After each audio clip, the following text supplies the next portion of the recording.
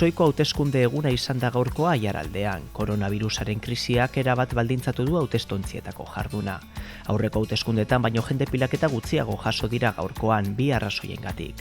Alde batetik parte hartzea txikiagotu egin delako eta bestetik bozkalekoak toki zabalagoetan kokatu direlako.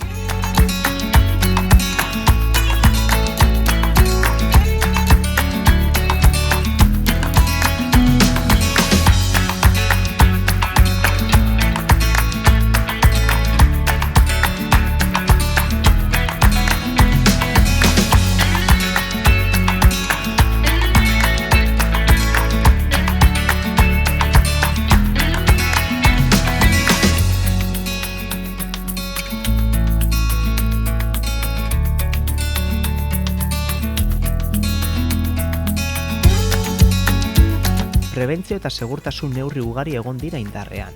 Herritarrek maskarilla erabili behar izan dute oro.